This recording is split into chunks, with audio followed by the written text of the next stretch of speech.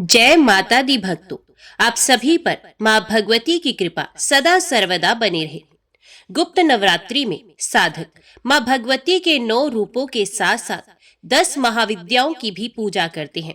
खास तौर पर जो लोग तंत्र साधना करते हैं वे गोपनीय तरीके से गुप्त नवरात्रि में 10 महाविद्याओं की पूजा करते हैं और गुप्त नवरात्रि के चौथे दिन महाविद्या भुवनेश्वरी की पूजा की जाती है। माँ भुवनेश्वरी 10 महाविद्याओं में चतुर्थ स्वरूप विद्या मानी जाती है। माँ भुवनेश्वरी को तीनों लोकों की ईश्वरी माना जाता है। माँ भुवनेश्वरी साक्षात पूरे संसार को धारण करती हैं और इसका पालन पोषण करती हैं। माँ भुवनेश्वरी को जगत माता और जगत धात्री के नाम से भी पुकारा जाता है। माँ भुवनेश्वरी आकाश, वायु, पृथ्वी, अग्नि और जल का निर्माण करती हैं। शास्त्रों में माँ भुवनेश्वरी को मूल प्रकृति कहते हैं। शास्त्रों में वर्णन मिलता है कि माँ भुवनेश्वरी भगवान शिव के वाम भाग में सदैव विराजमान रहती हैं और इनकी पूजा करने से अपार ऐश्वर्य की प्राप्ति होती है। जीवन की सभी समस्याएं दूर हो जाती हैं। माँ भुवनेश्वरी की पूजा करने वाले भक्तों की सभी मनोकामनाएं बहुत शीघ्र पूरी होती हैं। माँ भुवनेश्वरी को शक्ति और सृष्ट कर्म में महालक्ष्मी स्वरूप माना जाता है। आदि शक्ति भगवती माँ भुवनेश्वरी भगवान शिव की सभी लीलाओं में उनकी सहचरी हैं, सदा उनके साथ साथ रहती हैं। माँ भुवनेश्वरी का स्वरूप बहुत ही सौम्य और इनके समस्त अंग कांति से परिपूर्ण है और यह अपने सभी भक्तों को अभय और समस्त सिद्धियां प्रदान करती हैं। देवी पुराण में बताया गया है कि मूल प्रकृति का दूसरा नाम भुवनेश्वरी है। माँ भुवनेश्वरी के श्रीअंगों से प्रातः काल के सूर्य के समान आभा निकलती रहती है। माँ अपने मस्तक पर चंद्रमा का मुकुट धारण करती हैं। इनके 3 दिव्य नेत्र हैं और इनके मुख पर हमेशा मुस्कान रहती है। माँ भुवनेश्वरी देवी के भुजाओं में पाश, अंकुश, व्रत तथा अभय मुद्रा विराजमान रहती है। गुप्त नवरात्रि में माँ भुवनेश्वरी की पूजा करने के लिए सबसे पहले स्नान करने के बाद साफ स्वच्छ वस्त्र धारण करें। आप आज के दिन लाल या फिर हरे और नारंगी रंग के वस्त्रों का प्रयोग कर सकते हैं। अब किसी एकांत कमरे में या अपने घर के पूजा कक्ष में पूर्व दिशा की ओर मुंह करके बैठ जाएं। पूजा करने के लिए हमेशा उन्हीं आसन का प्रयोग करें। अब अपने सामने एक लकड़ी की चौकी पर साफ वस्त्र बिछाकर उस पर गंगा जल छिड़ककर शुद्ध कर ले। अब एक प्लेट रखें, उस पर रोली से त्रिकोण का निर्माण करें। अब इस त्रिकोण में अखंडित अक्षत भर दें। अब इन अक्षतों पर सिद्ध प्राण प्रतिष्ठा युक्त भुवनेश्वरी यंत्र की स्थापना करें। भुवनेश्वरी यंत्र के समक्ष अक्षत की 10 ढेरियां बनाएं और इन ढेरियों के ऊपर एक एक लघु नारियल स्थापित करें और अब इन सभी लघु नारियल पर क्रमश रोली का तिलक लगाएं। इसके बाद भुवनेश्वरी यंत्र के समक्ष शुद्ध घी का दीपक प्रज्वलित करें और यंत्र का पूजन करें, ध्यान करें। अब दोनों हाथ जोड़कर माँ भुवनेश्वरी का सच्चे मन से ध्यान करके धूप, दीप, अक्षत, पुष्प आदि से पूजा करें। फिर भुवनेश्वरी महाविद्या मंत्र का जाप करें। आप ओम देवी भुवनेश्वरी नमः इस मंत्र का जाप कर सकते हैं। मंत्र का जाप हमेशा सफेद हकीक की माला से ही करना चाहिए। यदि आप मंत्र का जाप नहीं कर रहे हैं तो आप केवल सच्चे मन से माँ भगवती से महाविद्या माँ भुवनेश्वरी से प्रार्थना करके उनसे अपनी मनोकामना पूर्ति की प्रार्थना कर सकते हैं, उनका ध्यान कर सकते हैं। अगर आप चाहें तो माँ भुवनेश्वरी की पूजा किसी शिव मंदिर में जाकर भी कर सकते हैं। इसके लिए सबसे पहले किसी भी शिव मंदिर में जाकर षोडशोपचार द्वारा माँ भगवती भुवनेश्वरी का पूजन करें। अब गाय के घी का दीपक जलाएं, कपूर जलाकर धूप जलाएं। माँ भुवनेश्वरी को सफेद पुष्प, चंदन, अक्षत और इत्र अर्पित करें। दूध और शहद अर्पित करें। साथ ही माँ भुवनेश्वरी को मावे या मावे से बनी मिठाई का भी भोग लगाएं। इसके बाद आप ओम श्री भुवनेश्वरी नमः इस मंत्र का 108 बार जप करें। माँ भुवनेश्वरी की पूजा संपन्न करने के बाद माँ को चढ़ाए गए भोग को किसी भी सुहागन महिला को आप दे सकते हैं और अगर ऐसा करना संभव ना हो तो आप पार्वती जी के चरणों में भी इस प्रसाद को अर्पित कर सकते हैं। यदि आप ऐश्वर्य प्राप्त करना चाहते हैं तो माँ भुवनेश्वरी पर रात रानी का इत्र अर्पित करें। पारिवारिक समस्याओं को दूर करने के लिए मां भुवनेश्वरी को 12 सफेद पुष्प अर्पित करें। यदि आपकी कोई विशेष मनोकामना है, उसकी पूर्ति चाहते हैं, तो मां भुवनेश्वरी पर चढ़े हुए अक्षतों को आप अपने घर में किसी सुरक्षित जगह पर छुपा कर रख दें। मनोकामना पूर्ति होने के बाद उन अक्षतों का आप विसर्जन कर दें। मां भुवनेश्वरी की पूजा में कुछ बातों का भी ध्यान आपको रखना होता है। महाविद्या मां भुवनेश्वरी की उपासना करने के लिए उपासक को सिद्ध प्राण प्रतिष्ठित भुवनेश्वरी यंत्र, सफेद हकीक या रुद्राक्ष की माला, 10 लघु नारियल, ये 3 चीजें होना अति आवश्यक है। लघु नारियल का वास्तुशास्त्र में विशेष महत्व बताया गया है। दरअसल जो छोटे छोटे नारियल होते हैं, उन्हें ही लघु नारियल कहते हैं। लघु नारियल को पूजा घर में रखना बहुत शुभ माना जाता है। लघु नारियल की पूजा करने से घर में धन धान्य संबंधी समस्याएं दूर हो जाती हैं। मां भुवनेश्वरी की साधना हमेशा सुबह 4 बजे से लेकर 6 बजे के बीच या रात 10:15 के समय पे की जानी चाहिए। मां की पूजा करने के बाद भुवनेश्वरी कवच का पाठ अवश्य करना चाहिए। मां भुवनेश्वरी की ये साधना 11 दिनों की होती है। जो तांत्रिक लोग होते हैं उनके लिए ये नियम है, लेकिन जो लोग केवल गुप्त नवरात्रि के बहुत ही सरल आसान विधि से व्रत रखते हैं, उन्हें केवल सरल विधि से मां भुवनेश्वरी की पूजा बाकी दिनों की तरह ही करनी चाहिए।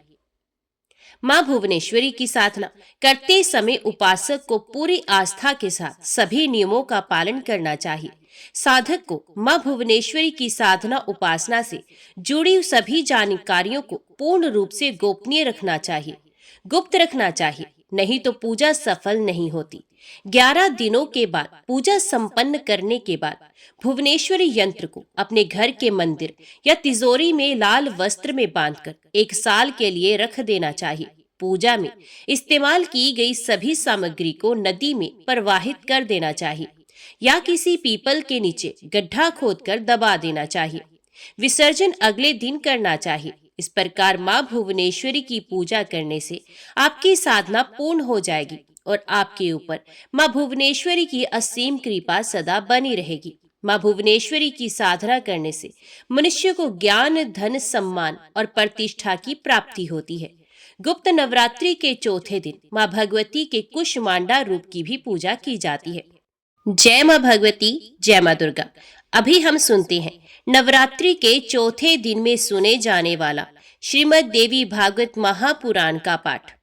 व्यास जी बोले, उस देवी ने चिक्षु राख्य तथा ताम्र का वध कर दिया। ये सुनकर महिषासुर को बड़ा विस्मय हुआ।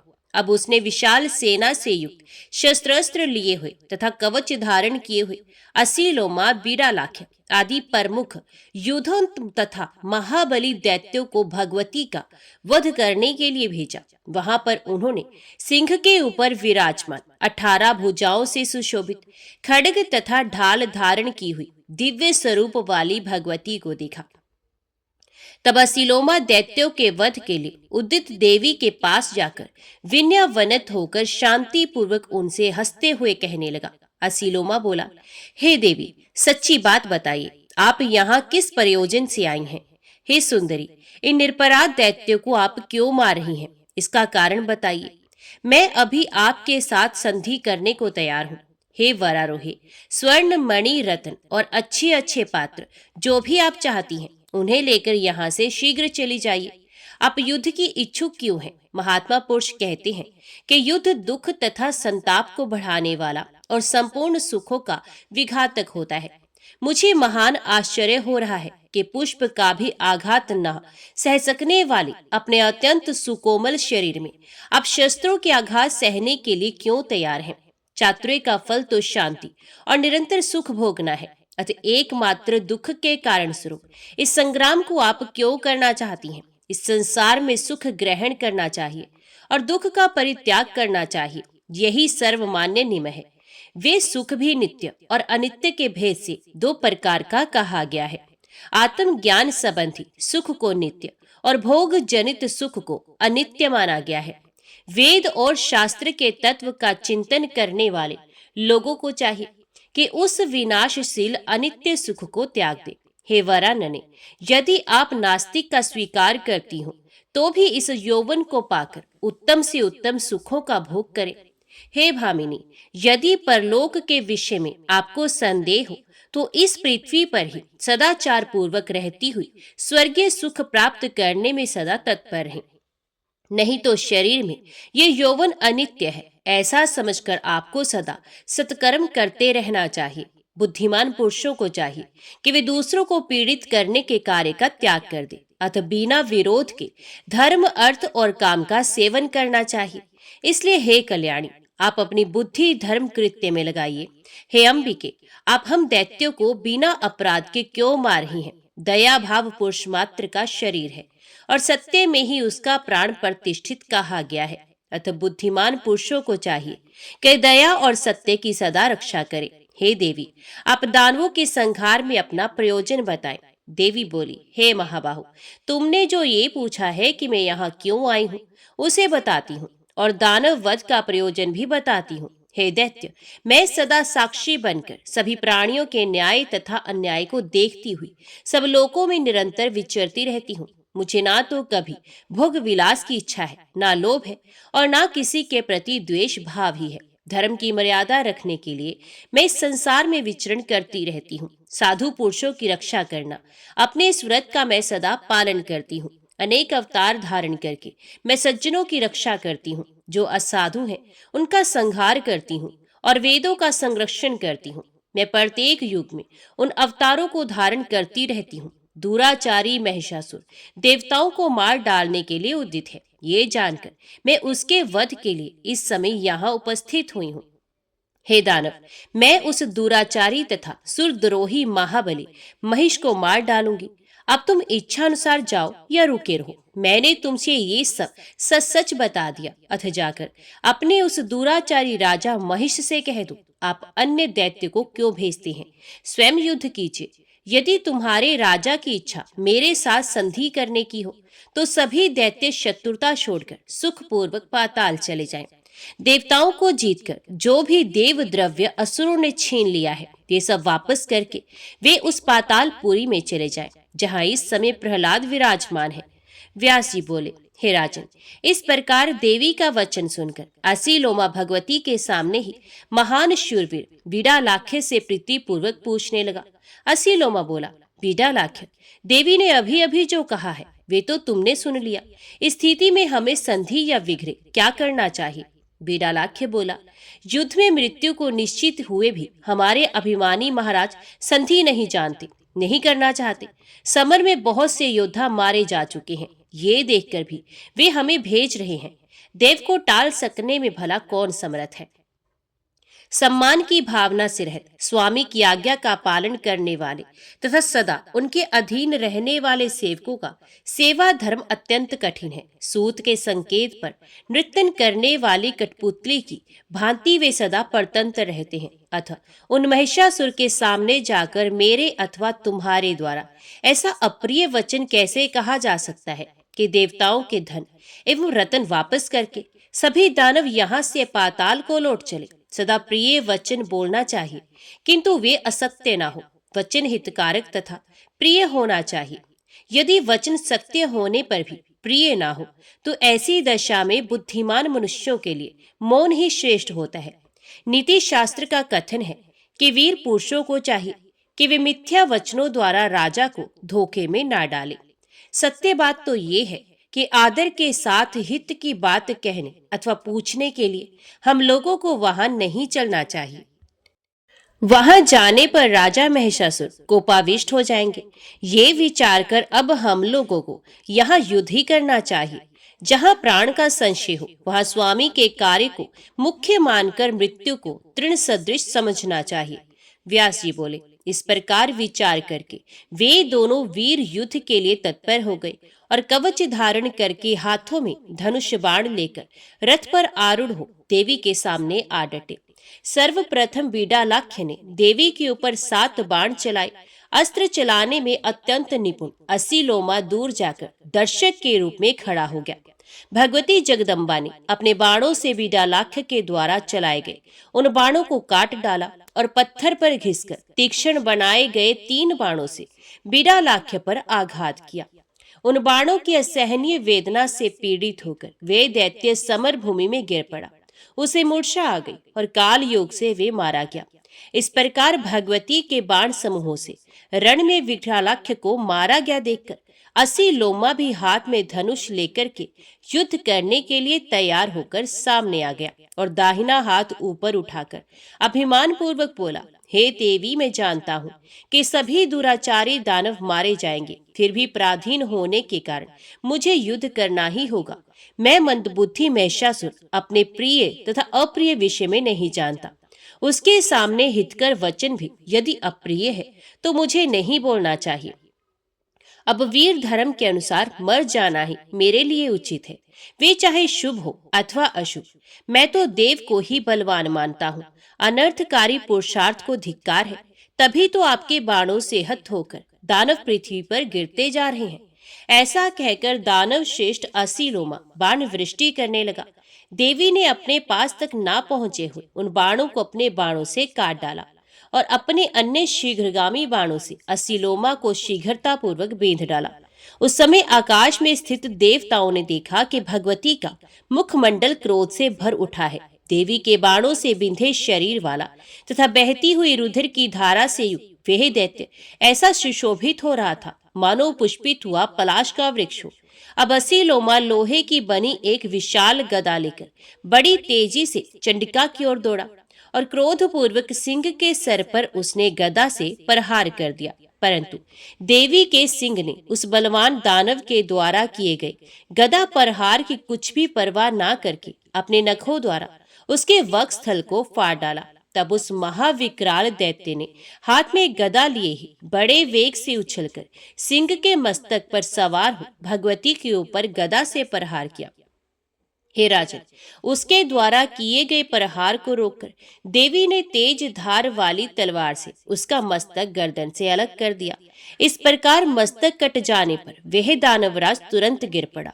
अब उस दुरात्मा की सेना में हाहाकार मच गया। हे राजन, देवी की जय हो, ऐसा कहकर देवतागण भगवती की स्तुति करने लगे। देवताओं की दुधंबिया बज उठी और किन्नरगण देवी का यशो गान करने लगे। मारे गए उन दोनों दैत्यों को सम्रांगण में गिरा हुआ देखकर शेष संपूर्ण सैनिकों को सिंह ने अपने पराक्रम द्वारा मार गिराया और कुछ दानवों को खा डाला और इस प्रकार उस युद्ध भूमि को दानवों से रहित कर दिया। कुछ अंग भंग हुए मूर्ख दानव दुखी होकर महिषासुर के पास पहुंचे और रक्षा कीजिए ऐसा कहते हुए वे चीखने चिल्लाने तथा रोने लगे। हे राजन, असीलोमा और बिडालाख्य दोनों ही मारे गए। हे राजन, अन्य जो भी सैनिक थे उन्हें सिंह ने खा लिया। ऐसा कहते हुए उन्होंने राजा को दुख में डाल दिया। उनकी बात सुनकर महिषासुर खिन्न मस्तक चिंता से व्याकुल, उदास तथा दुखी हो गया। व्यास जी बोले, उन सैनिकों की बात सुनकर राजा महिष क्रोधित हो उठा और उसने सारथी से कहा, 1000 गधों से जूते हुए, ध्वजा तथा पताकाओं से सुशोभित, अनेक प्रकार के आयुधों से परिपूर्ण, सुंदर चक्कों तथा जुए से विभूषित तथा प्रकाशमान मेरा अद्भुत रथ तुरंत ले आओ। सारथी ने भी तत्क्षण रथ लाकर उससे कहा, हे राजन, सुसज्जित करके रथ ला दिया गया जो द्वार पर खड़ा है। ये सभी आयुधों से संवित तथा उत्तम अस्त्रों से युक्त है। रथ के आने की बात सुनकर महाबली दानवराज महिष मनुष्य का रूप धारण करके युद्ध भूमि में जाने को तैयार हुआ। उसने अपने मन में सोचा कि यदि मैं अपने महिष रूप में जाऊंगा तो देवी मुझ श्रृंग युक्त महिष को देखकर अवश्य उदास हो जाएगी। स्त्रियों को सुंदर रूप और चातुर्य अत्यंत प्रिय होता है। आकर्षक रूप तथा चातुर्य से संपन्न होकर मैं उसके पास जाऊंगा, जिससे मुझे देखते ही वह युक्ति प्रेम युक्त मोहित हो जाएगी। मुझे भी स्थिति में सुख होगा, अन्य किसी रूप में नहीं। मन में ऐसा विचार करके महाबली वे दानवेंद्र महेश रूप छोड़कर एक सुंदर पुरुष बन गया। ये सभी प्रकार के आयुध को धारण किए हुए था। वे ऐश्वर्य संपन्न था। वे सुंदर आभूषणों से अलंकृत था। उसने दिव्य वस्त्र धारण कर रखे थे, केयूर और हार पहने तथा हाथ में धनुष बाण धारण किए रथ पर बैठा हुआ वे कांतिमान दैत्य दूसरे कामदेव के सदृश प्रतीत हो रहा था। माननी सुंदरियों का भी मन हर लेने वाला ऐसा सुंदर रूप बनाकर वे मदोमत दैत्य अपनी विशाल सेना के साथ देवी की ओर चला। अनेक वीरों से घिरे हुए उस दैत्यराज महिषासुर को आया हुआ देखकर देवी ने अपना शंख बजाया। लोगों को आश्चर्यचकित कर देने वाली उस शंख ध्वनि को सुनकर भगवती के पास आकर वे दैत्य हंसता हुआ उनसे कहने लगा, हे देवी, इस परिवर्तनशील जगत में रहने वाला व्यक्ति, वे स्त्री अथवा पुरुष चाहे कोई भी हो, सब प्रकार से सुख ही चाहता है। इस लोक में सुख मनुष्यों को संयोग में ही प्राप्त होता है, वियोग में सुख होता ही नहीं। संयोग भी अनेक प्रकार का होता है। मैं उन भेदों को बताता हूँ, सुनो। कहीं उत्तम प्रीति के कारण संयोग होता है और कहीं स्वभावत संयोग हो जाता है। इनमें सर्वप्रथम मैं प्रीति से उत्पन्न होने वाले संयोग के विषय में अपनी बुद्धि के अनुसार बता रहा हूँ। माता पिता का पुत्र के साथ होने वाला संयोग उत्तम कहा गया। भाई का भाई के साथ संयोग किसी प्रयोजन से होता है, अथवा मध्यम माना गया।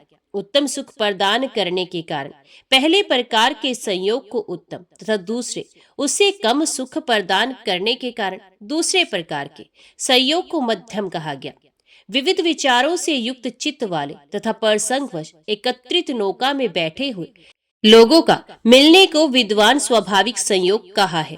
बहुत कम समय के लिए सुख प्रदान करने के कारण विद्वानों के द्वारा इसे कनिष्ठ संयोग कहा गया। अति उत्तम संयोग संसार में सदा सुखदायक होता है। हे कांति, समान अवस्था वाले स्त्री पुरुष का जो संयोग है वही अति उत्तम कहा गया।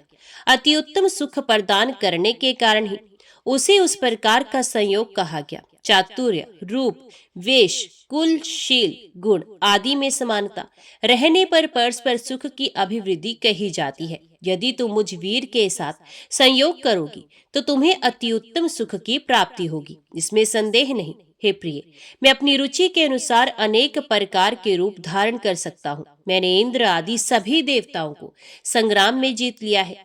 मेरे भवन में इस समय जो भी दिव्य रत्न है उन सबका तुम उपभोग करो अथवा इच्छा अनुसार उसका दान करो। अब तुम मेरी पटरानी बन जाओ।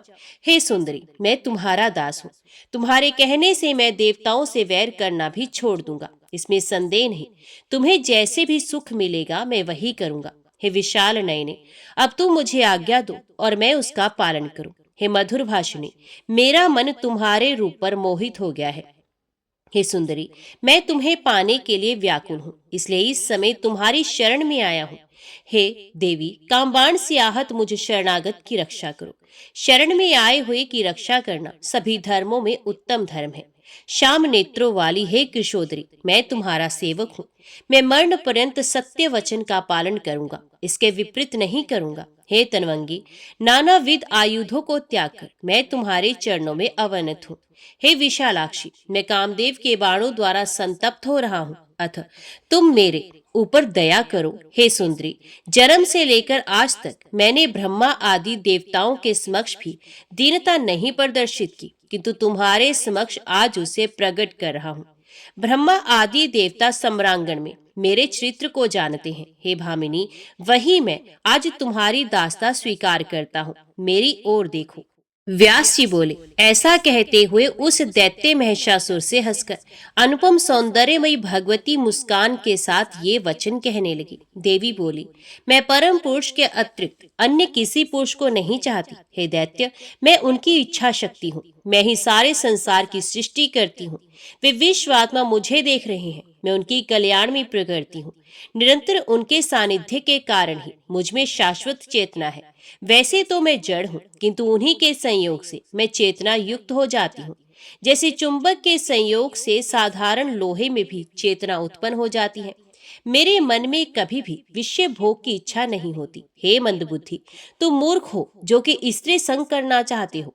पुरुष को बांधने के लिए स्त्री जंजीर कही गई। लोहे से बंधा हुआ मनुष्य बंधन मुक्त हो भी सकता है, किंतु स्त्री के बंधन में बंधा हुआ प्राणी कभी नहीं छूटता। हे मूर्ख, मूत्रागार का सेवन क्यों करना चाहता है? सुख के लिए मन में शांति धारण करो। शांति से ही तुम सुख प्राप्त कर सकोगे। स्त्री संग से बहुत दुख मिलता है। इस बात को जानते हुए भी तुम अज्ञानी क्यों बनते हो? तुम देवताओं के साथ वैर भाव छोड़ दो और पृथ्वी पर इच्छा अनुसार विचरण करो। यदि जीवित रहने की तुम्हारी अभिलाषा हो तो पाताल लोक चले जाओ अथवा मेरे साथ युद्ध करो। इस समय मुझ में पूर्ण शक्ति विद्यमान है। हे दानव, सभी देवताओं ने तुम्हारा नाश करने के लिए मुझे यहाँ भेजा है। मैं तुमसे ये सत्य कह रही हूँ। तुमने वाणी द्वारा सौहार्दपूर्ण भाव प्रदर्शित किया है, तो मैं तुम्हारे ऊपर प्रसन्न हूँ। अब तुम जीवित रहते ही सुखपूर्वक यहाँ से चले जाओ। केवल 7 पग साथ चलने पर ही सज्जनों में मैत्री हो जाती है। इसी कारण मैं तुम्हें जीवित छोड़ दे रही हूँ। हे वीर, यदि मरने की ही इच्छा हो तो तुम मेरे साथ आनंद से युद्ध कर सकते हो। हे महाबाहो, मैं तुम्हें युद्ध में मार डालूंगी, इसमें कोई संशय नहीं। व्यास जी बोले, भगवती का ये वचन सुनकर काम से मोहित दानव पुनः मधुर वाणी में मीठी बातें करने लगा। हे सुंदरी, हे सुमुखी, कोमल सुंदर अंगों वाली तथा पुरुषों को मोह लेने वाली, तुझ युवती के ऊपर प्रहार करने में मुझे भय लगता है। हे कमल लोचने, विष्णु शिव आदि बड़े बड़े देवताओं और सब लोकपालों पर विजय प्राप्त करके क्या अब तुम्हारे साथ मेरा युद्ध करना उचित होगा? हे सुंदर अंगों वाली, यदि तुम्हारी इच्छा हो तो मेरे साथ विवाह कर लो और मेरा सेवन करो, अन्यथा तुम जहां से आए हो उसी देश में इच्छा अनुसार चले जाओ। मैं तुम्हारे साथ मित्रता कर चुका हूँ, इसलिए तुम पर प्रहार नहीं करूंगा। ये मैंने तुम्हारे लिए हितकर तथा कल्याणकारी बात बताई है, इसलिए तुम सुखपूर्वक यहाँ से चली जाओ। सुंदर नेत्रों वाले तुझ रमणी का वध करने से मेरी कौन सी गरिमा बढ़ जाएगी? स्त्री हत्या, बाल हत्या और ब्रह्म हत्या का पाप बहुत जघन्य होता है। हे वरानने, वैसे तो मैं तुम्हें बलपूर्वक पकड़कर अपने घर निश्चित रूप से ले जा सकता हूँ, किंतु बल प्रयोग से मुझे सच्चा सुख नहीं मिलेगा। उसमें भोग सुख कैसे प्राप्त हो सकता है? अतएव हे सुकेशी, मैं बहुत विनीत भाव से तुमसे कह रहा हूँ कि जैसे पुरुष को अपनी प्रिया के मुख कमल के बिना सुख नहीं मिलता, उसी प्रकार स्त्रियों को भी पुरुष के बिना सुख नहीं मिलता। संयोग में सुख उत्पन्न होता है और वियोग में दुख। तुम सुंदर, रूपवती और सभी आभूषणों से अलंकृत हो, ये सब होते हुए भी तुझ में चतुरता क्यों नहीं है, जिससे तुम मुझे स्वीकार नहीं कर रही हो? इस तरह भोगों को छोड़ देने का परामर्श तुम्हें किसने दिया है? हे मधुर भाषिणी, ऐसा करके किसी शत्रु ने तुम्हें धोखा दिया है। हे कांति, अब तुम ये आग्रह छोड़ दो और अत्यंत सुंदर कार्य करने में तत्पर हो जाओ। विवाह संपन्न हो जाने पर तुम्हें और मुझे दोनों को सुख प्राप्त होगा। विष्णु लक्ष्मी के साथ, ब्रह्मा सावित्री के साथ, शंकर पार्वती के साथ तथा इंद्र शची के साथ रहकर ही सुशोभित होते हैं। पति के बिना कौन स्त्री चिरस्थायी सुख प्राप्त कर सकती है? हे सुंदरी, कौन सा ऐसा कारण है जिससे तुम मुझ जैसे उत्तम पुरुष को अपना पति नहीं बना रही हो? हे कांते, ना जाने मंद बुद्धि कामदेव इस समय कहाँ चला गया, जो अपने अत्यंत कोमल तथा मादक पंचबाणों से तुम्हें आहत नहीं कर रहा है। हे सुंदरी, मुझे तो लगता है कि कामदेव भी तुम्हारे ऊपर दयालु हो गया है और तुम्हें अबला समझते हुए भी अपने बाण नहीं छोड़ रहा है। हे सुंदरी, संभव है उस कामदेव को भी मेरे साथ कुछ शत्रुता हो, इसलिए वे तुम्हारे ऊपर बाण नहीं चलाता हो। अथवा ये भी हो सकता है कि मेरे सुख का नाश करने वाले मेरे शत्रु देवताओं ने उस कामदेव को मना कर दिया हो, इसलिए वे तुम्हारे ऊपर अपने बाणों से प्रहार नहीं कर रहा है। हे मृग शावक के समान नेत्रों वाले, मुझे त्याग कर तुम मंदोदरी की भांति पश्चाताप करोगी। हे तनवंगी, पतिरूप में प्राप्त सुंदर तथा अनुकूल राजा का त्याग करके बाद में वे मंदोदरी जब कामार्थ तथा मोह से व्याकुल अंतकरण वाली हो गई, तब उसने एक धूर्त को अपना पति बना लिया था। व्यास जी बोले, हे महाराज, उसका ये वचन सुनकर भगवती ने उस दानव से पूछा, वह स्त्री मंदोदरी कौन थी और वे राजा कौन था जिसे उसने त्याग दिया था? बाद में उसने जिसे पति बनाया वे धूर्त राजा कौन था? उस स्त्री को पुनः जिस प्रकार दुख मिला हो वे कथानक विस्तार पूर्वक बताओ। महिषासुर बोला, पृथ्वी तल पर विख्यात सिंघल नामक एक देश है, उसमें बहुत ही घने घने वृक्ष हैं और वे धन धान्य से समृद्ध है। वहां चंद्रसेन नाम का राजा राज्य करता था, जो बड़ा धर्मात्मा, शांत स्वभाव, प्रजा पालन में तत्पर, न्याय पूर्वक शासन कार्य करने वाला, सत्यवादी, मृदु स्वभाव वाला, वीर, सहिष्णु, नीति शास्त्र का सागर, शास्त्रवेता, सब धर्मों का ज्ञाता और धनुर्वेद में अत्यंत प्रवीण था। उसकी भार्या भी रूपवती, सुंदरी, सौभाग्यशालिनी, सद्गुणी, सदाचारिणी, अत्यंत सुंदर मुख वाली, पति भक्ति में लीन रहने वाली, मनोहर और सभी उत्तम लक्षणों से संपन्न थी। उसका नाम गुणवती था। उसने प्रथम गर्भ से एक अति सुंदर कन्या को जन्म दिया। उस मनोरम कन्या को पाकर पिता बहुत ही प्रसन्न हुए और उन्होंने बड़े हर्ष के साथ उसका नाम मंदोदरी रखा। वह कन्या चंद्रमा की कला के समान दिन प्रतिदिन बढ़ने लगी। अत्यंत मनोहारिणी वह कन्या जब 10 वर्ष की हुई तब उसके वर के लिए राजा चंद्रसेन प्रतिदिन चिंतित होने लगे। उस समय मद्र देश के अधिपति सुधनवा नाम वाले एक पराक्रमी नरेश थे। कंबुग्रीव नाम से अति विख्यात उनका एक पुत्र था जो बहुत मेधावी था। ब्राह्मणों ने राजा चंद्रसेन से कहा कि कंबुग्रीव उस कन्या के योग्य वर है। वे सुंदर, सभी शुभ लक्षणों से संपन्न तथा समस्त विद्याओं में पारंगत है। तब राजा ने गुणवती नाम वाली अपनी प्रिय रानी से पूछा, मेरा विचार है कि मैं अपनी सुंदर पुत्री मंदोदरी को कंबुग्रीव को सौंप दूं। पति की ये बात सुनकर उस रानी ने अपनी पुत्री से आदर पूर्वक पूछा, तुम्हारे पिता कंबुग्रीव के साथ तुम्हारा विवाह करना चाहते हैं?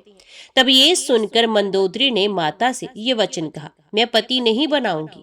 विवाह करने में मेरी अभिरुचि नहीं। मैं सदा कौमार्य व्रत का आश्रय लेकर अपना जीवन व्यतीत करूंगी। मैं स्वतंत्रता पूर्वक सदा कठोर तप करूंगी। हे माता, संसार सागर में परतंत्रता परम दुख है। स्वतंत्रता से ही मोक्ष की प्राप्ति होगी, ऐसा शास्त्रों के ज्ञाता पंडित जनों ने कहा है।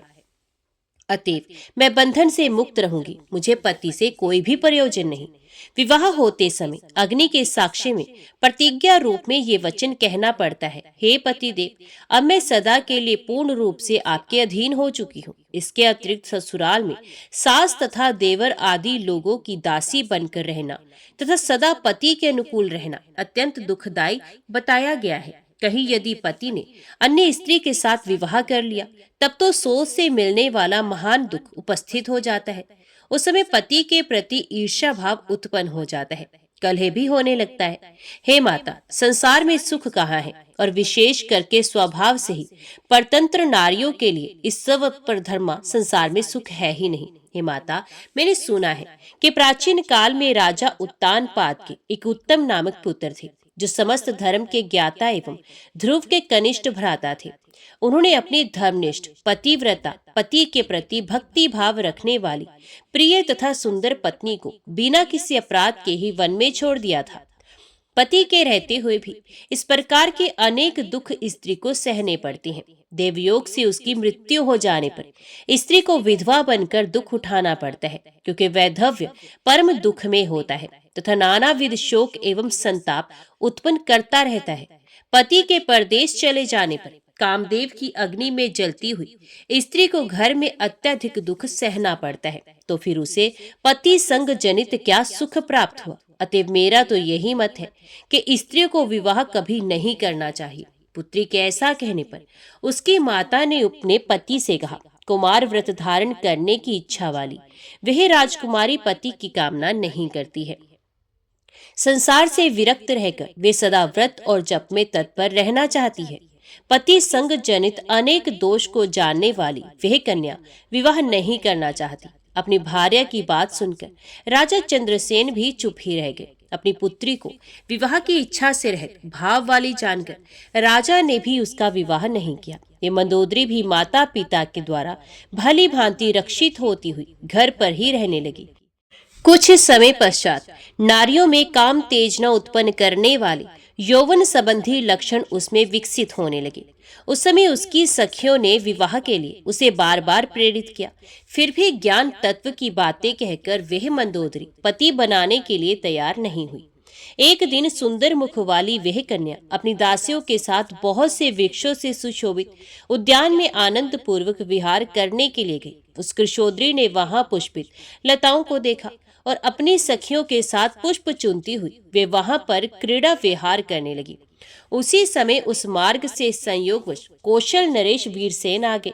वे महान शूरवीर तथा बहुत विख्यात थे। वे रथ पर अकेले ही आरूढ़ थे तथा उनके साथ कुछ सेवक भी थे और सेना उनके पीछे पीछे धीरे धीरे चली आ रही थी। तभी उसकी सखियों ने दूर से ही राजा को देख लिया और उनमें से किसी युवती ने मंदोदरी से कहा, विशाल भुजाओं वाला, रूपवान तथा दूसरे कामदेव के समान एक पुरुष रथ पर सवार होकर इस मार्ग से चला आ रहा है। मैं तो ये मानती हूँ कि यहाँ भाग्यवश कोई राजा ही आ गया है। वह युवती ऐसा कह ही रही थी कि इतने में कौशल नरेश वीरसेन वहां आ गए। उस शाम कटाक्षों वाली मंदोदरी को देखकर राजा विस्मय में पड़ गए। रथ से तुरंत उतरकर उन्होंने दासी से पूछा, विशाल नेत्रों वाली यह युवती कौन है और किसकी पुत्री है? मुझे शीघ्र बताओ। इस प्रकार पूछे जाने पर मधुर मुस्कान वाली दासी ने उनसे कहा, सुंदर नेत्रों वाले हे वीर, पहले आप मुझे बताएं। मैं आपसे पूछ रही हूँ कि आप कौन हैं, यहाँ किस लिए आए हैं और यहाँ आपका कौन सा कार्य है? ये सब अभी बताने की कृपा करें। दासी के ये पूछने पर राजा ने उससे कहा, पृथ्वी पर अत्यंत अद्भुत कौशल नामक एक देश है। हे प्रिय, वीरसेन नाम वाला मैं उसी देश का शासक हूँ। मेरी विशाल चित्रंगनी सेना पीछे पीछे आ रही है। मार्ग भूल जाने के कारण यहाँ आए हुए मुझको तुम कौशल देश का राजा समझो। सैरंध्री बोली, हे राजन, ये महाराज चंद्रसेन की पुत्री है और इसका नाम मंदोदरी है। कमल सदृश नेत्रों वाली यह राजकुमारी विहार करने की इच्छा से इस उपवन में आई है। उसकी बात सुनकर राजा ने उस सैरंध्री से कहा, हे सैरंध्री, तुम चतुर हो, अतः राजकुमारी को समझा दो। हे सुनैने, मैं ककुत्थ वंश में उत्पन्न एक राजा हूँ। अतः हे कामिनी, तुम गंधर्व विवाह के द्वारा मुझे पति बना लो। मेरी कोई भार्या नहीं, मैं भी अद्भुत यौवन अवस्था से संपन्न रूपवती और कुलीन युवती की आकांक्षा रखता हूँ। अथवा यदि गंधर्व विवाह पसंद ना हो तो तुम्हारे पिता विधि विधान से तुमको मुझे सौंप दे। मैं सर्वथा तुम्हारे अनुकूल पति बना रहूंगा, इसमें संदेह नहीं।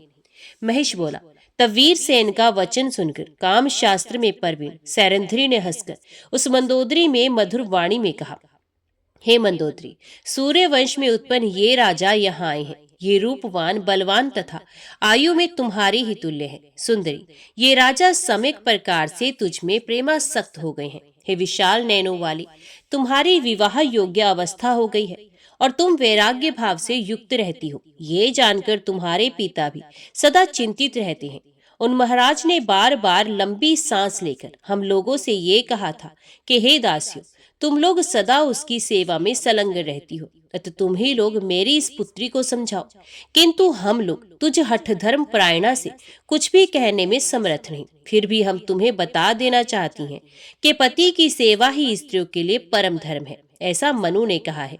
पति की सेवा करने वाली स्त्री स्वर्ग प्राप्त करती है। अतएव हे विशाल नेत्रों वाली, तुम विधि पूर्वक विवाह करो। मंदोदरी बोली, मैं पति नहीं बनाऊंगी, मैं अद्भुत तप करूंगी। हे बाले, तुम इस राजा को मना कर दो, ये निर्लज्ज मेरी ओर क्यों देख रहा है? सैरंध्री बोली, हे देवी, ये कामदेव अजय है तथा काल का अतिक्रमण भी अत्यंत कठिन है। अतएव हे सुंदरी, तुम मेरे इस कल्याणकारी वचन को मान लेने की कृपा करो, अन्यथा तुम्हारे ऊपर कभी न कभी संकट अवश्य पड़ेगा, ये मेरा दृढ़ विश्वास है।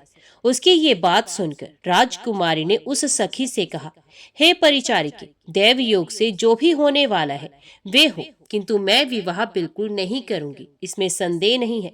महेश बोला, उस राजकुमारी का निश्चित विचार जानकर सैरंध्री ने राजा से पुनः कहा, हे राजा, आप इच्छा अनुसार यहाँ से जा सकती हैं। ये राजकुमारी उत्तम पति बनाना नहीं चाहती। उसकी बात सुनकर राजा वीरसेन उदास हो गए और उस राजकुमारी के प्रति आसक्ति रहित होकर अपनी सेना के साथ कौशल देश के लिए प्रस्थित हो गए। उस मंदोदरी की इंदुमती नाम की एक छोटी बहन थी जो समस्त शुभ लक्षणों से संपन्न तथा अत्यंत रूपवती थी। जब वे विवाह के योग्य हुई तब उसके विवाह की तैयारी होने लगी। उसका स्वयंवर रचाया गया। स्वयंवर के मंडप में अनेकों देशों के राजा एकत्रित हुए। इंदुमती ने उनमें से एक बलशाली, रूपवान, कुलीन, शीलवान तथा समस्त शुभ लक्षणों से संपन्न राजा का वरण किया। उसी समय वह मंदोदरी देवयोग से एक धूर्त, शठ तथा चातुर्य संपन्न राजा को देखकर कामातुर हो गई और उस पर मोहित हो गई। उस कोमलांगी ने अपने पिता से कहा, हे पिताजी, अब आप मेरा भी विवाह कर दीजिए। मद्र देश के राजा को यहाँ देकर अब मेरी भी विवाह करने की इच्छा हो गई है। पुत्री ने एकांत में अपने पिता से जो कुछ कहा था उसे सुनकर राजा चंद्रसेन प्रसन्न मन से उसके विवाह कार्य की व्यवस्था में संलग्न हो गए। तत्पश्चात मद्रदेश के उन राजा को अपने घर बुलाकर उन्होंने वैवाहिक विधि के अनुसार उन्हें अपनी कन्या मंदोदरी सौंप दी और बहुत सा वैवाहिक उपहार प्रदान किए। मद्र नरेश चारुदेशन भी उस सुंदरी को पाकर बहुत प्रसन्न हुआ और संतुष्ट होकर स्त्री के साथ अपने घर चला गया। राजाओं में श्रेष्ठ वे चारुदेशन बहुत दिनों तक उस कामिनी के साथ रमण करता रहा। एक दिन वे किसी दासी के साथ एकांत में रमण कर रहा था। सेरेंद्री ने ये बात मंदोदरी को बताई और उसने स्वयं जाकर पति को उस स्थिति में देख लिया। तब उसने मुस्कुराकर क्रोध के साथ राजा को बहुत उपालंभ दिया। इसके बाद पुनः किसी दिन मंदोदरी ने राजा को एक रूपवती दासी के साथ एकांत में क्रीड़ा विहार करते हुए देखा। ये देखकर उस समय उसे महान कष्ट हुआ। वे सोचने लगी, जब मैंने इसे स्वयंवर में देखा था तब मैं इस छठ के विषय में ऐसा नहीं समझ पाई। मैंने मोहवश ये क्या कर डाला। इस राजा ने तो मुझे ठग लिया। अब मैं क्या करूं? केवल संताप ही मिला। ऐसे निर्लज, निर्दयी और धूर्त पति के प्रति प्रेम कैसे हो सकता है? अब मेरे जीवन को धिक्कार है। आज से मैं संसार में पति के साथ सहवास से प्राप्त होने वाले सारे सुख का त्याग कर रही हूँ। अब मैंने संतोष कर लिया है। मैंने वह काम कर डाला जिसे मुझे नहीं करना चाहिए था, इसलिए वह मेरे लिए कष्टदायक सिद्ध हुआ। अब यदि मैं देह त्याग करती हूँ तो वह दुस्तर आत्महत्या के समान होगा। यदि पिता के घर चली जाऊं तो वहां भी सुख नहीं मिलेगा और वहां पर मैं अपनी सखियों की हंसी की पात्र बनी रहूंगी। इसमें कोई संशय नहीं। अतः वैराग्य युक्त होकर भोग विलास के सुख का परित्याग करके काल योग से मुझे यहाँ पर निवास करना चाहिए। महिष बोला, ऐसा विचार करके वह नारी सांसारिक सुख का परित्याग करके दुख तथा शोक संतप्त रहती हुई पति के घर पर ही रह गई। अतः हे कल्याणी, उसी प्रकार तुम भी मुझ राजा पति का अनादर करके पुनः कामातुर होने पर किसी अन्य मूर्ख तथा कायर पुरुष का आश्रय ग्रहण करोगी। अतः स्त्रियों के लिए परम हितकारी तथा सच्ची मेरी ये बात मान लो। इसे ना मानकर तुम बहुत कष्ट उठाओगी, इसमें कोई संदेह नहीं। देवी बोली, हे मंदबुद्धि, अब तुम पाताल लोक भाग जाओ अथवा मेरे साथ युद्ध करो। मैं तुम्हें तथा सभी असुरों को मारकर सुखपूर्वक यहाँ से चली जाऊंगी। हे दानव, जब जब साधु पुरुषों पर संकट आता है तब तक उनकी रक्षा करने के लिए मैं देह धारण करती हूँ। हे दैत्य, वास्तव में मैं निराकार और अजन्मा हूँ तथा भी देवताओं की रक्षा करने के लिए रूप और जन्म धारण करती हूँ। ये तुम निश्चय समझ लो। मैं सत्य कहती हूँ कि देवताओं ने तुम्हारा वध करने के लिए मुझसे प्रार्थना की थी। हे महिष, तुझे मारकर मैं सर्वथा निश्चिंत हो जाऊंगी। अतएव अब तुम मेरे साथ युद्ध करो अथवा असुरों की निवास भूमि पाताल लोक को चले जाओ। अब मैं तुम्हें निश्चय ही मार डालूंगी। मैं ये बिल्कुल सच कह रही हूँ। व्यास जी बोले, देवी के ऐसा कहने पर महिषासुर धनुष लेकर युद्ध करने की इच्छा से संग्राम भूमि में डट गया। वे पत्थर पर घिसकर नुकीले बनाए गए बाणों को कान तक खींचकर बड़े वेग से छोड़ने लगा। तब भगवती ने कुपित होकर अपने लोहमुख बाणों से उसके बाणों को काट दिया।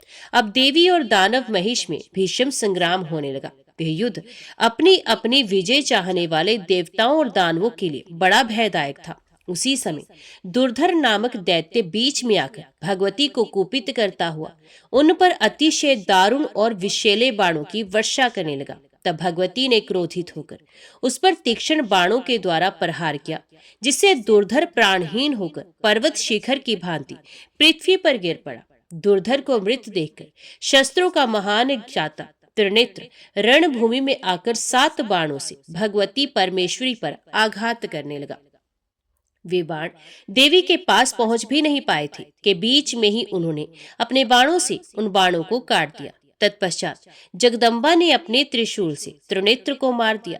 तब त्रिनेत्र को मारा गया देखकर तुरंत अंधक आ गया और उसने अपनी लोहमयी गदा से सिंह के मस्तक पर प्रहार कर दिया।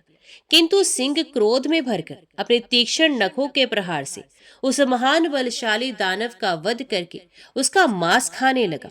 उन्हें रण में मारा गया देखकर महिषासुर को बहुत आश्चर्य हुआ। अतः वे और भी वेग के साथ अति तीक्ष्ण और पत्थर की सान पर चढ़ाकर तीक्ष्ण किए हुए बाणों को छोड़ने लगा। किंतु भगवती ने उन बाणों को अपने पास पहुंचने के पहले ही अपने बाणों से काटकर उनके 2 टुकड़े कर दिए।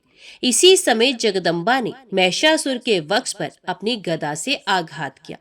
देवताओं को दुख देने वाला महिष गदा से घायल होकर मूर्छित हो गया। किंतु उस वेदना को सहन करके वे पापी उठ खड़ा हुआ और पुनः तुरंत आकर उसने कोपाविष्ट होकर अपनी गदा से सिंह के मस्तक पर प्रहार किया। तब सिंह भी नखों के आघात से उस महान असुर को विदीर्ण करने लगा। तब महिषासुर ने मानव रूप त्याग कर सिंह का रूप धारण कर लिया और वह अपने नखों से भगवती के मतवाले सिंह को चीरने लगा। उसे सिंह रूप में देखकर भगवती क्रोधित हो गई और अपने लोहमुख तीक्ष्ण क्रूर एवं सर्प सदृश बाणों से उसे बींधने लगी। तदंतर सिंह रूप त्याग कर महिषासुर ने मद बहाते हुए हाथी का रूप धारण करके अपनी सूंड से एक विशाल शैल शिखर उठाकर चंडिका पर फेंका। उस पर्वत शिखर को आते देखकर भगवती जगदम्बा ने पत्थर पर घिसकर तेज किए गए बाणों से उसे तिल तिल करके काट डाला और वे बड़ी जोर से अट्टहास करने लगी। उस समय देवी का सिंह उछलकर उसके मस्तक पर चढ़ बैठा और अपने तीक्ष्ण नखों से उस गज रूपधारी महिष को विदीर्ण करने लगा।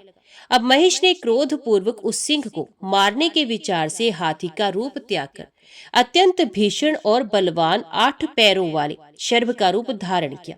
उस शर्भ को देखकर जगदम्बा ने अतिशय क्रोध में भरकर उसके मस्तक पर खड्ग से आघात किया। तब उसने भी भगवती पर प्रहार किया। अब उन दोनों में महाभयंकर युद्ध होने लगा। उसी समय उसने महिष रूप धारण करके अपने सींगों से देवी के ऊपर आघात किया। विकराल रूप वाला तथा भयानक वे महान असुर अपनी पूंछ के घुमाने तथा सिंहों से कोमल अंगों वाली देवी पर प्रहार करने लगा। वह पापी अपनी पूंछ से पर्वतों को सींग पर रखकर बड़े वेग से घुमाता हुआ हंसकर अति प्रसन्नता पूर्वक भगवती के ऊपर फेंकने लगा। बल से उन्मत्त उस दानव ने भगवती से कहा, हे देवी ठहरो, रूप और यौवन से संपन्न तुझको मैं अब मार डालूंगा। तुम मूर्ख हो जो कि मदमत हो, मेरे साथ युद्ध कर रही हो। तुम अज्ञानवश अपने को व्यर्थ हुई बलवती समझकर मूर्ख हो रही हो। तुम्हें मारने के बाद मैं उन सब कपट पंडित देवताओं को मार डालूंगा जो छठ देवतागण एक स्त्री को आगे करके मुझे जीतना चाहते हैं। देवी बोली, अरे मूर्ख, व्यर्थ अभिमान मत कर, रणभूमि में ठहर जाओ ठहर जाओ। तुम्हें मारकर मैं देवताओं को निर्भय बना दूंगी। अरे अधम, मैं अभी मधुर मद्य पीकर देवताओं के लिए दुखदाई और मुनियों को भयभीत करने वाले तुझ पापी को रण में काट डालूंगी। व्यास जी बोले, ऐसा कहकर क्रोध पूर्वक उस दैत्य को मार डालने के विचार से भगवती मद्यपूर्ण सोने का पात्र लेकर बारंबार उसे पीने लगी। उस मीठे रस को पीकर भगवती बड़े वेग से अपना त्रिशूल उठाकर देवताओं को हर्षित करती उस दानव पर झपटी। उस समय देवता प्रेम पूर्वक उनकी स्तुति करने लगे और पुष्प वर्षा करने लगे। वे दुधंबियों की ध्वनि के साथ देवी की जय हो ऐसा बार बार कहने लगे। सभी ऋषि, सिद्ध, गंधर्व, पिशाच, नाग, चारण और किन्नरगण आकाश मंडल में स्थित होकर उस युद्ध को देखकर आनंदित हो रहे थे।